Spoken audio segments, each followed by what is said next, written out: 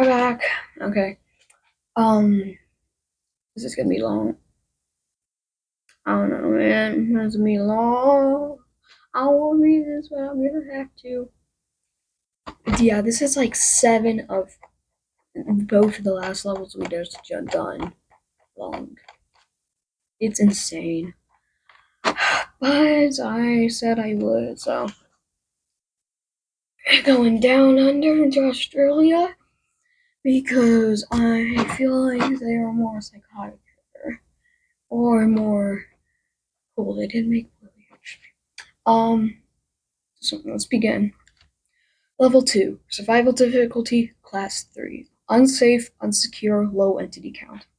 Level 2, once regarded as being one of the main levels of the backrooms, is an infinite array of complex yet Euclidean maintenance tunnels that range in size and once had a variety of uses.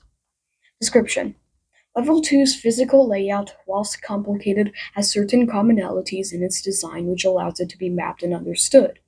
The tunnels themselves, despite following no strict flow on how they are structured, all contort at a strictly 45-degree angles, and the rough length of the hallways always measure to approximate multiples of 5 when measuring in the metric system. The various tunnels also are usually rather tight and narrow, either because of the original dimensions of the tunnels, which sometimes barely fit those larger builds from shoulder to shoulder, or by machinery, wiring, or other industrial equipment strung up along the walls and ceilings. The walls are built of withered, dirtied concrete, or even bricks in certain areas, the latter of which are usually in muddy brown or black hues. The texture of all wall surfaces are somewhat chalky, regardless of the material of its wall itself, and usually leaves powdery residue on one's fingers if touched or rubbed. In extremely tight conditions, this even leaves marks on or stains on clothing, or occasionally bruises on skin. Not good.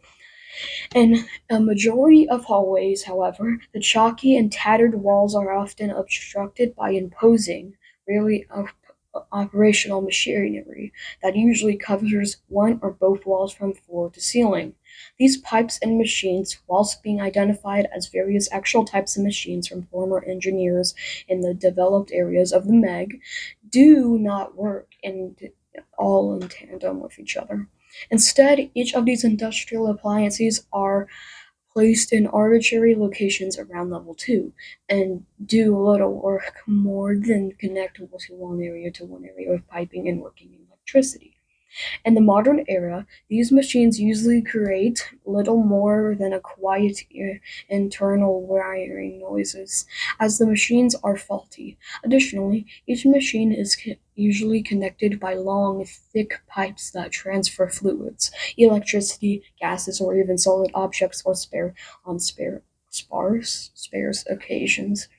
Whilst piping and odd machinery are an ever-abundant sight, similar to industrial handheld equipment scatters of various halls, flatbed trolleys are one of the most common appearances, which usually possess items such as miscellaneous machine parts, oil drum barrels, and metal, cardboard, and wooden boxes, oftentimes choked full of livable materials. In addition, scraps of paper, old tools, and shattered glass from old light bulbs also cover the level's floor in random areas, usually without much rhyme or reason. Other more miscellaneous and unremarked objects include the following: toolboxes, wood piles, dismantled machine pieces, rusted pipes, step ladders, large extension cords, power tools, fold out chairs. Level 2 is predominantly by is lit by buzzing fluorescent lights, similar to that found on various levels between 0 and 4. These lights, while sparse in the lengths of level 0, still coat the predominant portion of the level in industrial white and orange hues. The wiring for these lights is often than not is more often than not exposed, which has led to various groups harvesting the level's copper, and occasionally even fixtures themselves. In addition, the lighting in level 2 is not even disturbed, oftentimes leaving some areas in darkness. Due to the exposed nature of the wiring and due to the wiring inside the lighting being disrupted, this can happen for a myriad of reasons, ranging from accidental, purposeful espionage, and even entity interference. Regardless of intent, however, if one light or wire is damaged for any of these reasons, all lights within a set space will immediately deactivate, plugging the local area of level 2 into darkness. These affected areas after the destruction of the set of lights is virtually arbitrary, as there are no easily identifiable signifiers to determine what sections of level 2 are wired up to which areas are a circuitry, and testing to figure out these things would be a fruitless affair. However, from what few times this has intentionally been done, anywhere from a rough 3 by 3 to 6 by 6 grid of lights will deactivate. That's we're not even halfway done, by the way, and we're 6 minutes in. Whilst narrow corridors, thick machinery, and various industrial props take up the majority of Level Two's landscape, the walls not coated with wires and pipes instead contain doors ranging in various colors, materials, sizes, and types. The default designs for these doors are usually of a steel construction and that swivels inwards into whatever lays on the other side of the room, as well as usually being painted in various shades of white, gray, and cream.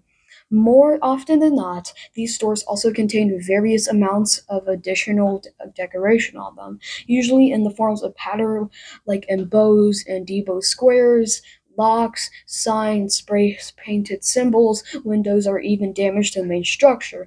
It is unknown how many of these generated by the level itself, or if some of them are created via humans or via sentient entities. Normally, a large majority of these doors will be locked, regardless of what may be visible through the windows on the opposite end. For the doors that aren't locked and for the doors that don't lead to other levels, they usually open to a variety of different possibilities, some being sprawling complexes of hallways and rooms of various sizes, which usually contain larger industrial equipment, dozens of wooden boxes filled with the same supplies as wands in the halls, an abundance of large PCs, or more commonly, empty atrium-sized packing warehouses. These areas usually connect to every single door inside of the square they're built in, but only a select few will actually open. These rooms were most commonly used by the groups that inhabit levels 2, and are still used relatively frequently by modern groups to quickly access the internet. It is also believed that these rooms would later be terraformed into Office Space Ella. However, no surviving records exist to confirm nor deny any terraforming took place. A long hallway, or oftentimes a multitude of hallways, that all loop back around to the same door which they came from. These hallways, more often than not, are completely devoid of any sort of decoration other than fluorescent lights and incandescent bulbs. They also resemble office hallways rather than industrial ones. A singular room of varying size, usually just a simple square or rectangle shape. A select few rarer rooms possess a compound shape design, though these are usually nothing more than two squares or rectangles attached to one another. These rooms can usually contain any items and furniture mentioned in the first bullet point, though most often not, they are completely unfurnished. It is also believed that one of these varieties of rooms later went on to be used in Office Space Ella's construction. For a large majority of specifically locked doors, and even fewer amounts that have windows built into them, the views on the other entity's doors will be that of an entirely black void. In most cases, the form of room is inaccessible due to the doorway to enter it being permanently locked state. However, especially in most recent years during the heavy industrialization of level 2, certain doors that previously onlooked into the voids have unlocked. These areas inside the voids are indefinitely wide, infinitely long space that disregards the exterior dimensions of the hallways themselves. These spaces are devoid of sound and light, meaning the only source of illumination comes from the doorway itself, which sits in the middle of this void as the only way to return. It is extremely easy to get lost and perish in these infinite, lightless voids, and entering them is not recommended. Bases, outposts, and communities. Level 2, for hundreds of years, has acted as somewhat of a nexus for various groups to converge in one common area. Its landscape was, for many groups, a decent area to attempt settling due to its hub like nature to many different levels, many of which have food and water, and the fact that people enter level 2 straight from the front rooms. The latermost reason has been often calling for few charitable groups of the backgrounds to set up bases, signs, and send out volunteers to pick up new wanderers to acclimate to their new permanent way of life. Level 2 has been a home to far too many groups over the years to count. Every single cataloged group, from the smallest ragtag group of people to the largest industrial monopolies, such as only being important or more. Okay, so as such, only the most important or noteworthy groups have been listed. Here are those groups. The Machina. With the exception of the Lost, who previously resided in Level 2's countless centuries ago, the Machina are one of the earliest catalog settlers of Level 2, initially starting as a simple animalistic entity race as 1000 BC. The Machinas progressively evolved to develop sentience and move beyond their simple instincts. From this, the Machina began to spread to and inhabit various levels across the backgrounds. Their competence of level their occupations of levels predated that of the lost. If their primary data is to be believed, and most importantly to this article, their main home was on level 2. Level 2 was in many ways a perfect home for the base for the Machina, to aid the surviving the harsh conditions of the backgrounds, as well to boost their own thinking capacity. The Machina began to build cybernetic enchantments in the form of somewhat of a bulky armor. That was pivotal to the certain elements of their culture. To create these suits, which are detailed in far greater detail in the main article, they are stripped long proportions of level two's machinery and heavily repurposed for their own needs. Although the Machina would have most certainly had one at some point, a definite I'm gonna just say definite location for the capital city. Variety has never been pinpointed. A significantly large abandoned city near the exit to level 811 has been discovered in recent years, which could have been once one of the main cities for the Machina. Though without any primary sources on the subject discovered it is ultimately impossible to know. The Machina, as well as gutting the walls of all its piping and machinery, would build their actual residencies inside the rooms and areas that would be locked behind doors, should, should the doors have been unlocked. The insides of these rooms would have completely dispelled of whatever useful mechanics they had by the group, which would have subsequently been recycled into their furniture, metal exoskeletons, or rudimentary weapons for the materials that was scrap worthy. The ultimate downfall of the Machina was due to the resource draining of level 2 itself, whilst humans in the present day are experiencing a similar issue. The Machina's experience of a resource drought was a far more pressing matter due to the technology having developed to rely on the materials the level gave. Quickly, the Machina's population began to drastically dwindle. Over the course of a mere 30 years, the Machina's headcount had dropped to the double digits across all of the various bases across the backgrounds, and to this day, not a single machine has been witnessed since approximately 1850. Dang, this thing old. In the 200 years since the downfall of the machina, Level 2 had gradually come to regenerate its depleted machines, though the healing process has left countless of Level 2's new machinas in also, in disconnected and oftentimes non-functional states. It is believed that this is the cause of irregular and disconnected machinery in Level 2, especially from the first-hand accounts of the lost. However, this belief is purely regarded as a mere theory until further evidence is known. Okay, we're about halfway through. We're doing good, guys. We're doing good. The aiding stragglers. Between 1995 and 2013, a small, short-lived group operated by approximately 35 individuals ran a temporary rehousing and education group designed to home wanderers who arrived in Level 2, directly from the front rooms. Once within the camp, the various leaders of the group, who had all been in the back rooms since the early 1890s, who would help educate individuals on various properties in the backrooms, such as entities, its vast catalog of levels, and various objects individuals could find. Even a few groups to look out for they existed on every levels at a time. The long goal of the group was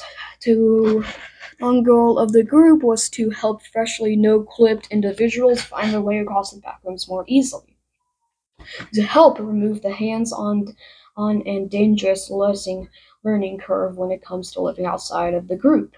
To complement their altruistic teaching, the aiding stragglers also homed individuals and gave them jobs such as scavenging with trained teachers to gather supplies from Level 2 and other surrounding levels.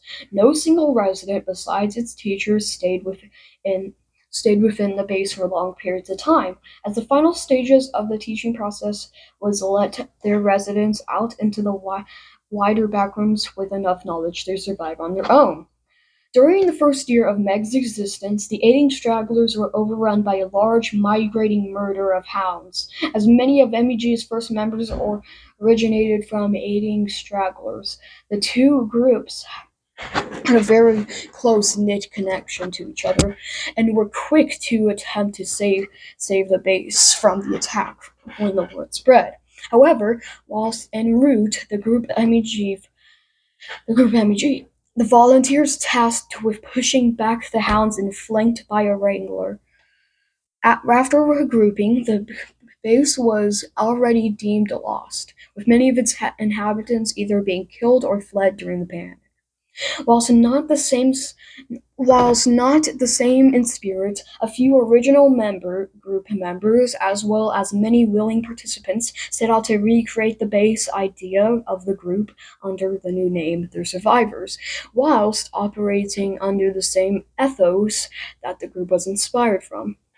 They also offered permanent residency for many people they helped who just arrived from the front rooms. This allowed them to collect more food and supplies to ward off entities. However, between January and March of 2014, they suffered semi-frequent attacks, which with what would later be recognized as wretches. After this issue was resolved, the group resumed normal activities. Okay. Followers of Jerry. Although not having much of a mainstay presence in Level 2 itself, the main base of the followers of Jerry can be accessed as if virtually any door on the level. Rather obscurely, however, many of the measurements of Level 2 originated from this faction in order to draw size and accurate maps that would help lure people to the main base. While some of the measurements were often regarded as crude and inaccurate, many were later used by the MEG for the level examinations. The MEG.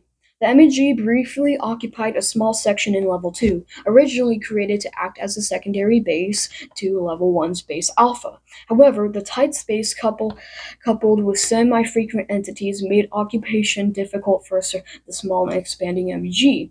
As such, the group moved the base to Level 3, which, while still being a tough level to survive on, was deemed a better candidate to erect the base, which would later become the organization's third most active and important location.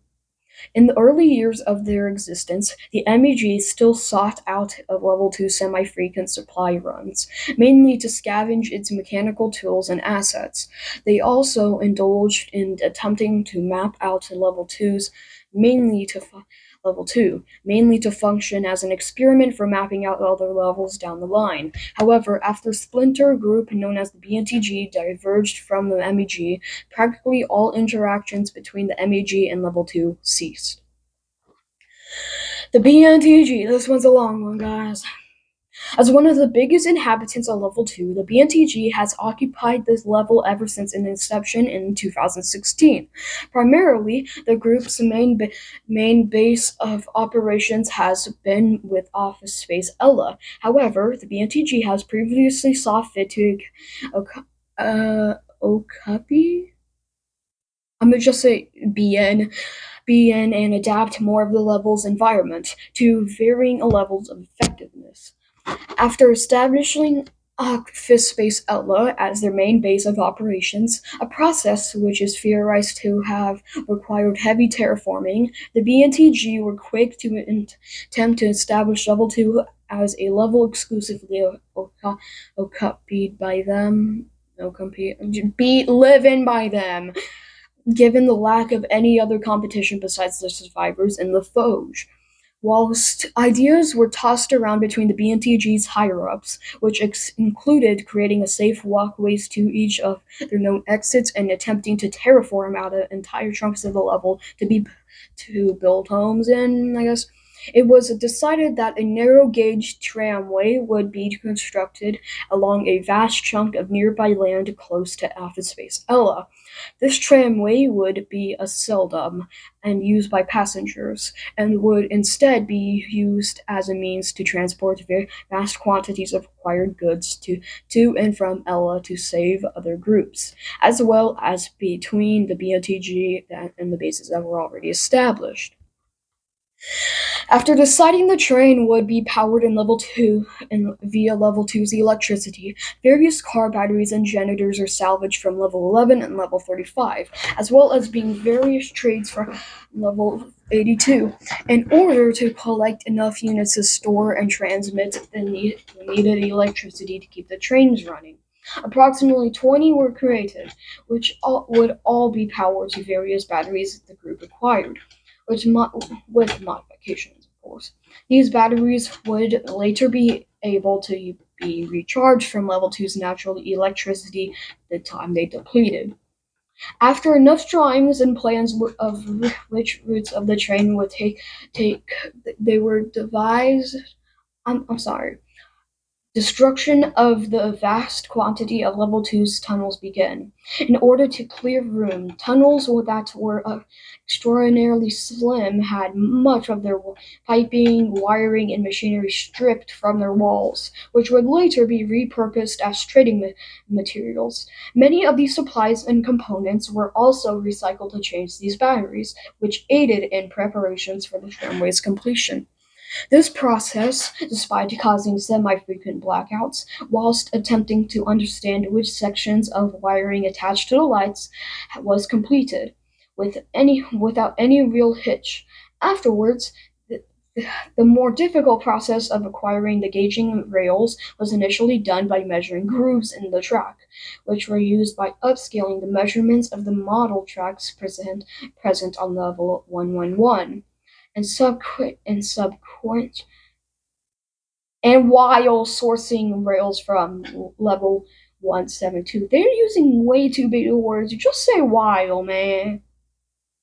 Don't try to act smart. This is the backrooms, man.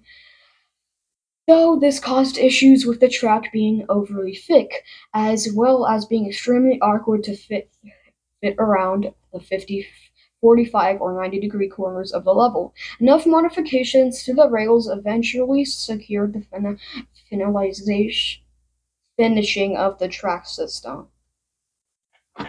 Although initially hailed as a success, being able to transport all sorts of goods from various levels and speed up trades with minor, unsubstantial groups within level 2, mechanical problems were quick to manifest. Despite the work done within the hallways, the trains would frequently hit the walls while swinging around the corners, and were also known to derail due to uneven gauging of the track and the informational tight corners and general poor track quality. Despite the faults, however, the operation kept running as standard, even incorporating occasional passenger excursions for those who requiring safe transit to other levels. This, as one may expect, added extra strain and usage onto locomotives, as well as the batteries they operated on, as no new batteries were ever harvested as the workload of the trains increased. The batteries were needed to be changed more often, sometimes midway through journeys. Not even 2 weeks into the beginning to haul passengers and increasing the amount of daily freight services, the entirety of Level 2 short-circuited. According to miscellaneous reports from the organization, when a third, quite possibly faulty battery was plugged into the designated charging area, the entirety of Ella was plunged in complete darkness. Initially, it was believed that the blackout had only affected Ella itself. However, it was quickly discovered that the lack of power was level wide, and after a few organization members set off to help from other BMTG and other levels. But imagine putting a whole background level into a blackout. It could never be me. Anyways, this blackout ceased all mechanical and electronic operations within Level 2, as well as cutting off travel to Level 126 and Level 811, due to both exits requiring some level of electricity to function. After the machinery failed, the pipes in Level 2 began to accumulate with various solids, liquids, and gases that they transported. This, on sparse occasions, caused the certain pipes to burst, leak, or even in certain areas with a thick, pungent smell that was similar to that of a rotting meat. Ew. Alongside the pipe ceasing operation, the usual abundant lights of level 2 immediately faltered as well. Most simply deactivated, however, the few of the fluorescents are known to have burst during the sudden power outage. During this time, many flashlights were being given to any explorer from a group that wished to have explored level 2 after the word had traveled far enough of the damage. After a few days, violent lights seeming to be violet Violet, yeah. Lights seemingly began to activate at sparse proportions of the level, resembling a form of soft emergency lighting, which aided wanderers in navigating the level. In addition, a select few entrances and levels ceased to work, and some of were the previously locked doors of level 2 reopened. This subsequently led to the ability to enter the void rooms, which has unfortunately caused certain wanderers to go missing within them. And in their curiosity to see what was in within the blackout. Yeah, they did. Overall, the blackout lasted a total of 2 years, with all life suddenly springing back into level 2 when the main lights reactivated and the pipes began their transmission of anomalous items again. After the blackout, the relay system the BNTG created was left to the elements, and the group quietly regained its main base in Ella after a majority of its staff migrated somewhere else elsewhere during the blackout.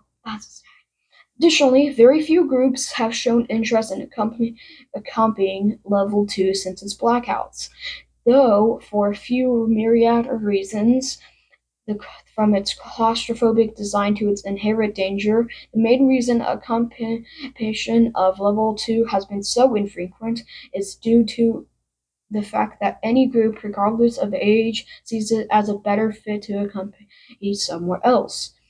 Whilst a hub of select a few levels and mechanical tools, level 2 has a severe lack of edible foods as well as medical supplies, with those that do not live in level 2 relying on imports or going on other levels for their needed materials.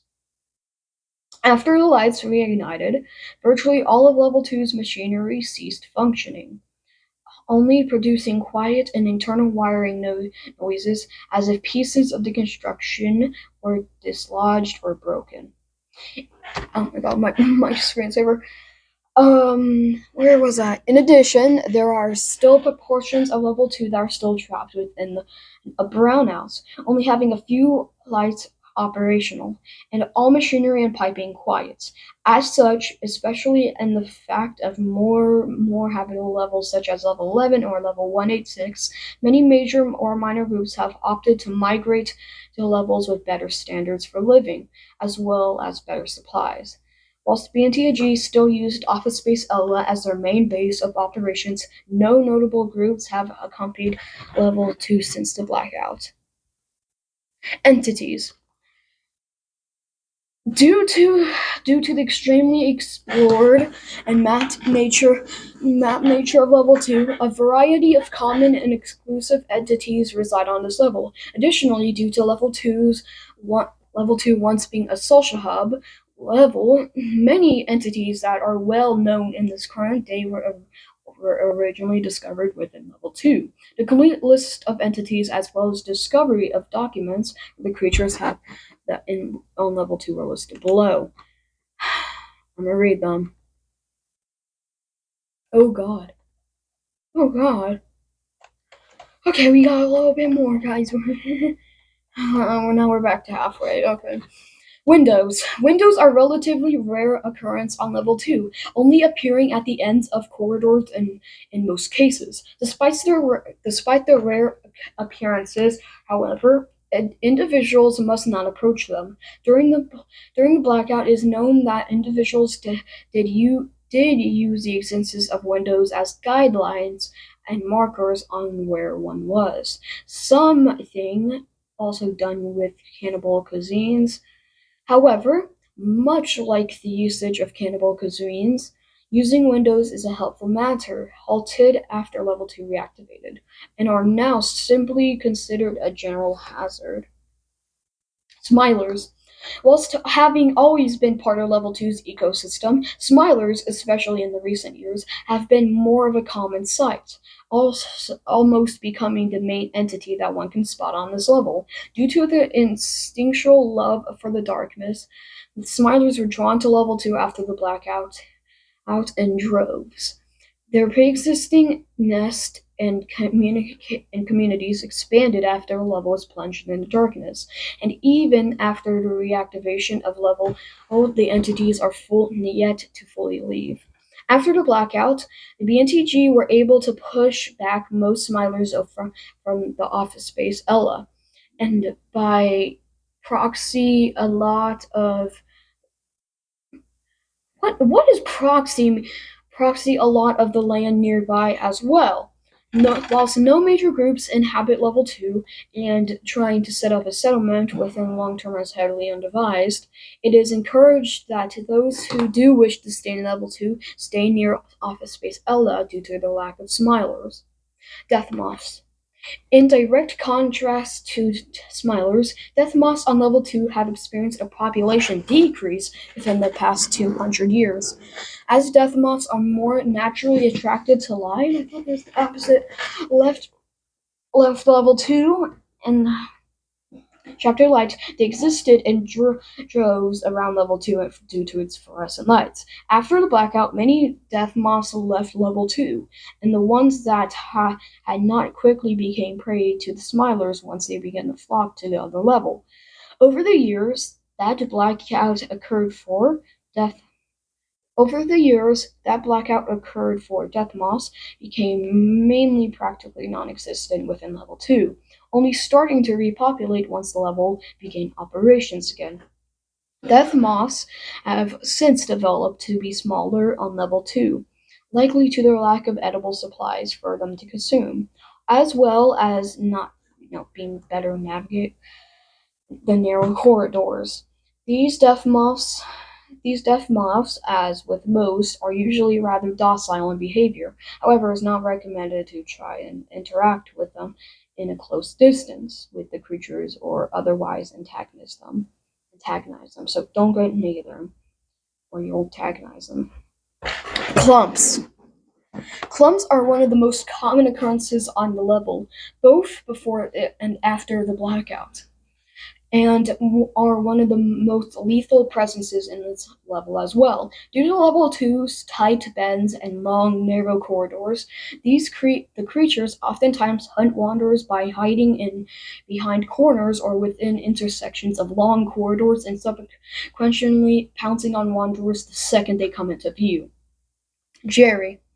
Whilst not a large presence within the level, Jerry himself does exist in level 2, though the fact that his main base exists within level 2, he is confined to his own room. However, Jerry is not a presence most will encounter. Instead, to interact with Jerry, individuals must either deliberately seek out Jerry's room or be led by their cultists. However, despite this fact, wanderers should not attempt to deliberately seek out any instance of Jerry, his cultists, or not be mindful of possibility when traveling, as individuals are spotted by Jerry or his cultists will become unable to escape them. Intriguingly, I'm getting time. Intriguingly, level two's blackout did not appear to affect the lighting or goings on of Jerry's room. In the fact, during the period the blackout occurred, his cultists found it easier to kidnap the few wanderers still choosing to inhabit the level in the immense darkness. Individual cultists would simply memorize the areas around doors that led to Jerry's room and scout around the local areas in pitch black to unwilling wanderers to drag them back home. When the light reignited, the practice ceased within days, and in the recent years the organization has been acting less in level 2 and other more levels such as level 7 12. While Sherry's room is still used to this very day, especially as it is one of level 712's exits, general operation of both the group and the entity himself have dwindled in level 2. Hounds. Whilst not noteworthy in level 2, especially after the blackout, hounds were once a semi-frequent sight to wanderers, oftentimes traveling slowly in packs, unless their group was disturbed, of course, threatened, or hunted, at which point they would drastically speed up into a chasing speed. Whilst their behavior altered a mix of hibernation, resting, and less frequent attacks upon wanderers or other entities during the blackout, their behaviors remained practically unchanged, which remained true when level 2 reactivated. To this day, hounds are a rather common occurrence, either hunting wanderers or native entities at level 2, but have not drastically changed in the past 200 years. Facelings. Incredibly intelligent entities, facelings have inhabited to level 2 in various forms even before the Machina, albeit not in form of civilizations. These entities often wander the halls in groups, and much more like normal adult facelings, do not usually attack passing wanderers unless disrupted enough whilst individuals pass them. However, such things rarely do happen on modern day due to their sparseness. It is mainly adult facelings that roam level 2, coming in varieties listed on the page with the inception of the ones to certain levels, or requiring certain parameters to exist that cannot happen on level 2, whilst child varieties of facelings have been noted in the past, mainly before the blackout. Sightings of them have been rarer, despite the fact that child facelings would be more adept to level 2. While still inhabiting the level during its blackout, the actual population of facelings dwindled during the time that the followers of Jerry cultists were enacting their plans to steal more wayward wanderers. Despite their success in stealing wanderers, as I mentioned above, eventually the group only began to steal facelings on accident after the pool of potential wanderers dried up. while facelings can and are still, according to recent records, able to indoctrinate it into the follower of Jerry's ranking. The cultists and Jerry mostly preferred indoctrinating humans, and as such, facelings eventually stopped being kidnapped, as did all kidnapping together. However, the population of facelings on level 2 has still dwindled progressively as more moved to the levels late into the blackout, and not many have returned since, becoming a rare sight on the level. Oh my god, this level's 39 minutes long. Guys, this is gonna be like a 3-hour video. I call it my screensaver. Skin Stealers. Skin Stealers used to be an entity that resided on level 2 prior to the blackout in here. Can you? No. Mom wants you to do something. Okay, one sec. One sec. I'm back. Sorry. Skin Stealers used to be an entity that resided on level 2 prior to the blackout. However, they have since vacated the entire level after the aforementioned event. Before leaving level 2, Skin Stealers were extremely dangerous threat to inhabitants of level 2, usually because of their extreme heat of the certain areas are known to aggravate them, as well as the melt of decaying skin that these captures usually wear.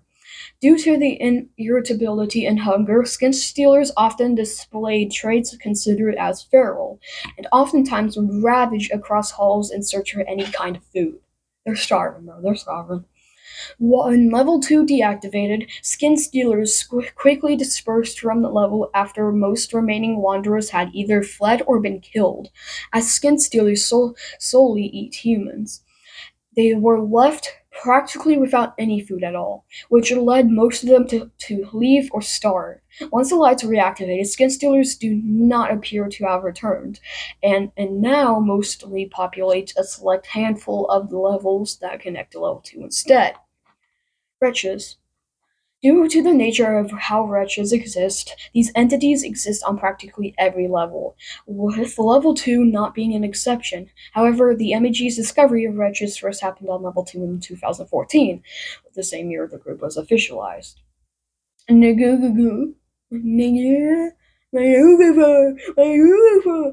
can't say this. I can't say this. I'm gonna just pop a picture up here. I'm gonna refer to N. I'm gonna refer to N. It's a spider. That's all I know. I'm referring to N. N. That thing, that's gonna call it N because its name up there is just a. He threw his hand on the keyboard. That's it.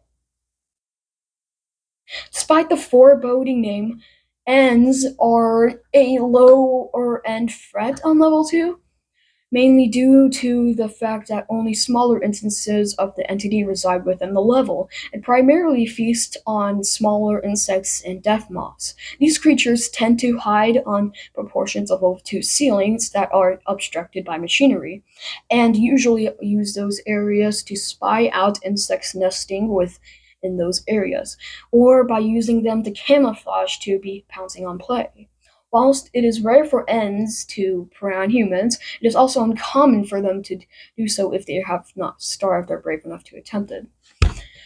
Intriguingly, the presence of Ents has only increased after the blackout for reasons which ultimately are completely unknown. It is theorized to be completely because the levels to new, colder, darker conditions, being a perfect habitat for hatchlings, as opposed to their likes of level 1's brightness and level 2's sometimes more intense heat, even after these once perfect conditions were dispersed by reactivation, and still reside mostly on level 2, but they are not overt threats, and they do not like seek out humans, and you shouldn't see them out. I'm just saying.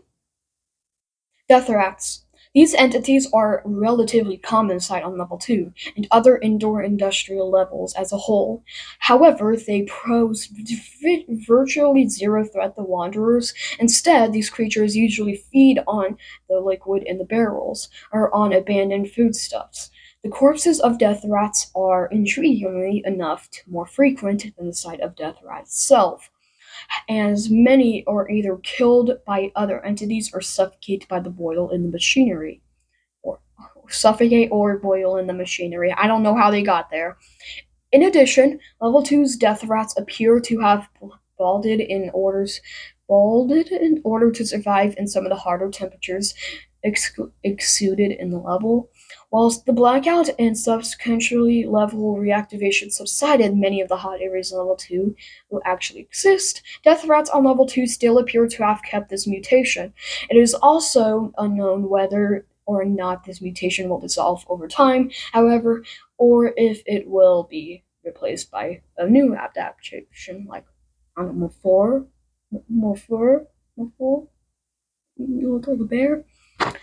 Cannibal cuisines. That's literally what it's called.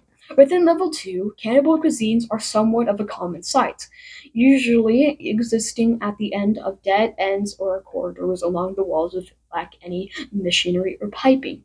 Whilst not practically noteworthy in the modern day, during the blackout level 2, the lights emitted from the cannibal cuisines acted almost as guiding lights and waypoints for those who still wish to explore the level 2. For level 2. Now that the blackout has ceased, however, wanderers do not use the entities for that purpose. Wranglers. Initially discovered by the MEG after the fall of the aiding stragglers, wranglers are a less than uncommon sight on level 2.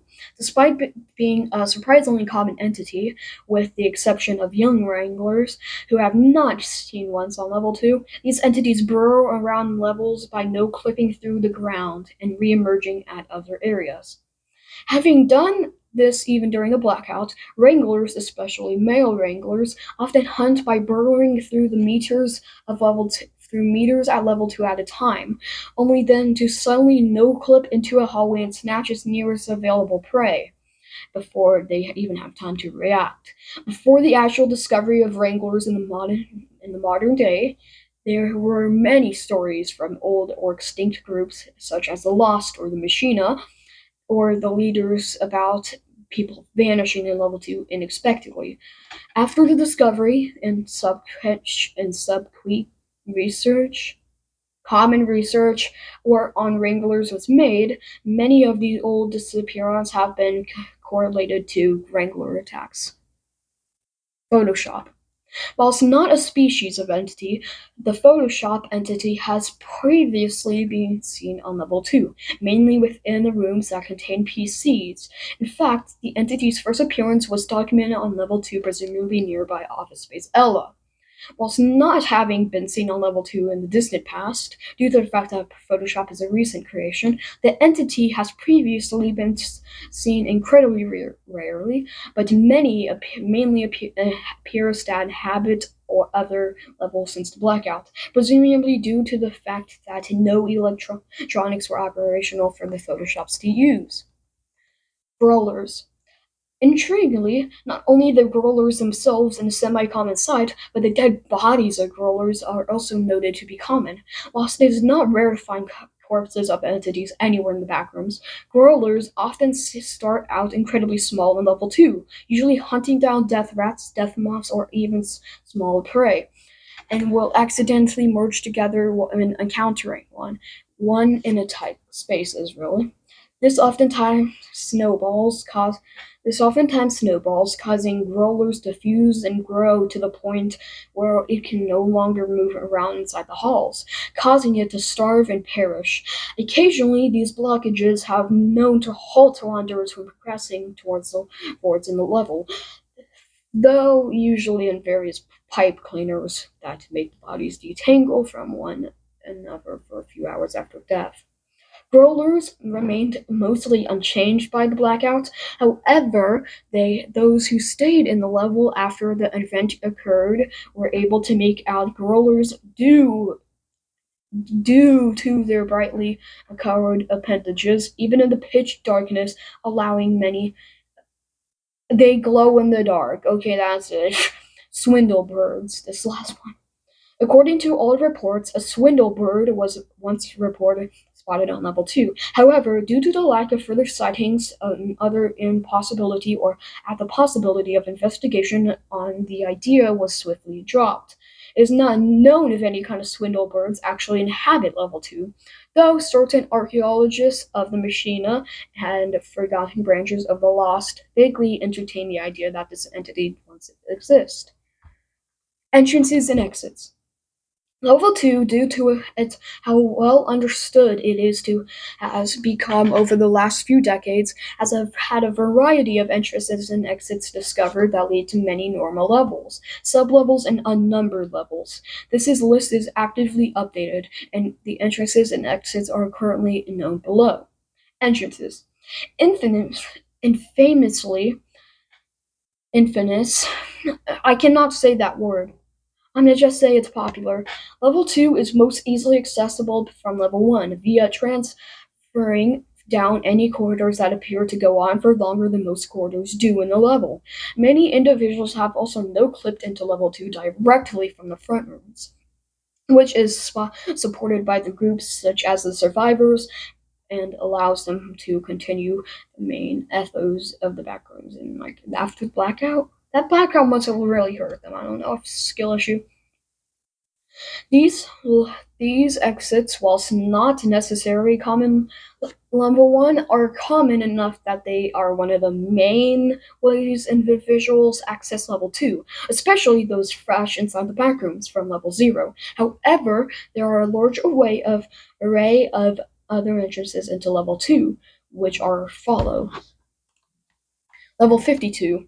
Level 2 can be accessed by via climbing into one of the small tunnels within level 52's mainly large caverns.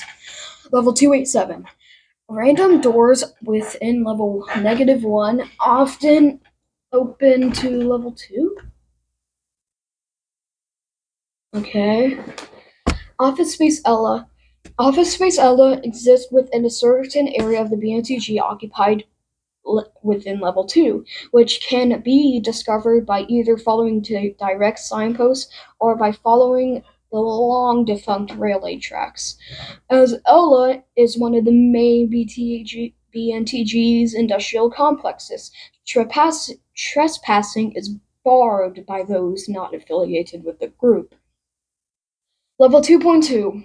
Similar to level -1 entrance to level 2, individuals can occasionally find doors in the former to lead to the latter. Level 8. Within the level's sprawling and confusing cave system, small air ducts or vents occasionally manifest within the stone walls. Whilst most are not too small to climb in, entering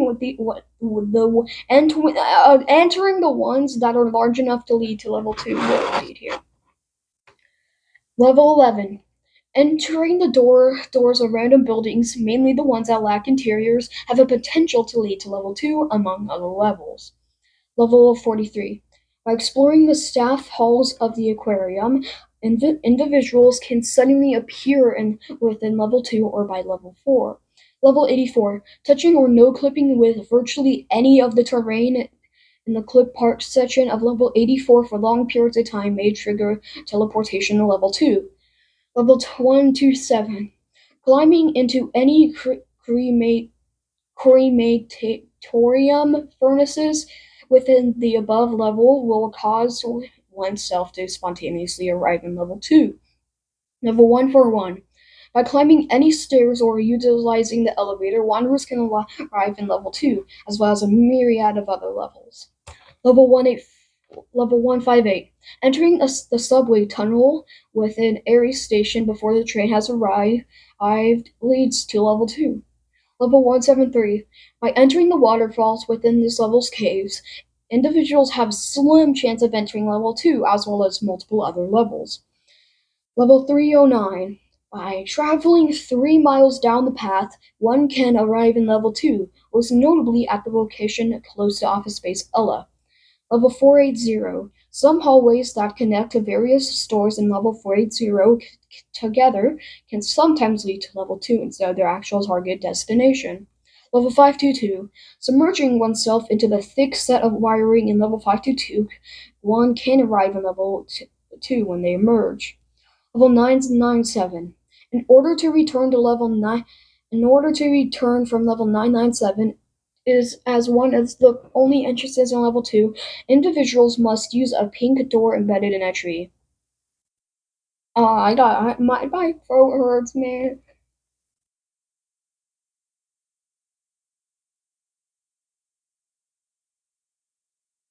Yeah, you know that thing I just listed off? There's one for the exits. Two, actually. Two. It's an hour long. Okay. Exits. The most well-known exit, easiest to find, and commonly used exits at level 2 come in the form of exits to level 1, level 3, or oftentimes even level 4, all of which take the form of unlocked doors. These exits, especially in recent years, are especially easy to spot, as wanderers of the years past often leave signs or engravings in the walls of anonymous doors that lead to these above levels.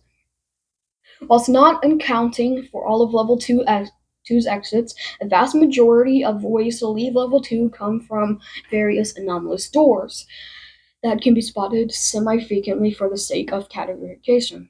The exit section has been split into multiple parts. Level 31, level 127, level 137. By finding plywood doors in level 2, one can enter level 331. Okay, we it's not too long. Level 70 and level 283. Any doors in level 2 that appear larger than any usual door, usually going from the floor to the ceiling, will either go to level 70 or level 283. The ones that led to level 70 have the tick 70 engraved into them, and same thing with level 283, except it's rainbow colors. They're just painted rainbow. Just like that. Level 101 and level 126. Some unlocked doors go to level 101, instead of the random doors that can appear within level 2. In a similar vein, any unlocked doors that have an echoey piano emanating from the other side lead to level 126. Level 141. Opening a metal door and entering it leads to level 141. Is it so? Level 175 and level 997. Any blue doors in level 2 lead to level 175, and by contrast, all pink doors in level 2 lead to level 997. Level 811. Level 811 can be accessed by following blue pulsating lights on select pipes in level 2 to a door which the machine blade embedded into it. Pulling the knife will then take individuals to level 811 during the blackout. All exits to level 811 ceased function, and only a few have returned to normal since the level's reactivation. Level 988. Level 998. I said that wrong. I was like, huh? As one of the more common exits, elevator-like doors will lead to level 988. Okay, next one, more anomalous exit. Other exits. The hub. Following the same entrances scheme as is suggested to do in level 1, one can access the hub from level 2. Office Space Ella. As Office Space Ella exits exist directly within level 2 itself, exiting this area will place individuals back into level 2. Level 606 and level 338. Whilst traversing level 2, it is documented that individuals may suddenly find themselves seamlessly transitioning into one of the two levels. Make believe is thought to happen far less frequently. However, this is only due to the fact that no one has been who make believe survived. I'm not understanding what they're saying now, meaning there was much less information for it to go off of. Level 64. Finding any rooms behind level 2 unlocked doors that resemble fully furnished and decorated houses will lead to level 64. Level 127. For reasons unknown, any areas in level 2 that have been unreasonably not become hotspots for no clipping until level 127, much like the exit to level 811. This particular exit ceased function during the blackout. Level 158 and level 9202. By traversing the halls for long enough or by finding a small dugout, passageways at perpendicular angles to the rest of level 2's layout, individuals will find themselves in level 158 and the levels 902 respectively. pick one of those. Level 189. By wishing to use the restroom on this level, as well as others, one can spontaneously arrive on level 189 after interacting with a door after one made the wish. Wishing to use the restroom? Huh? I'm not understanding. They're yapping now. They're yapping now. Okay, that's it. We have officially finished level 2. That drained my soul. That drained my soul. I'm probably not gonna record another one of these for a day because the back of my throat hurts now. It hurts. But just by the airflow, my throat is dying. It's dying. It's dying.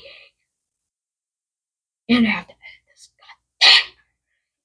Okay, well, might as well transition to level 3. Oh, look, we hit the 1 hour mark. That's cool. No, one level took an hour. Yeah, remember when I said this video I thought it was going to be like an hour and 30? Yeah, not anymore. This is gonna be like 3 hours. Or 5. I don't know. I don't even know if I'm gonna make it to the level 25 mark before CapCut stops responding to me. Anyways, bye. See you at level 3.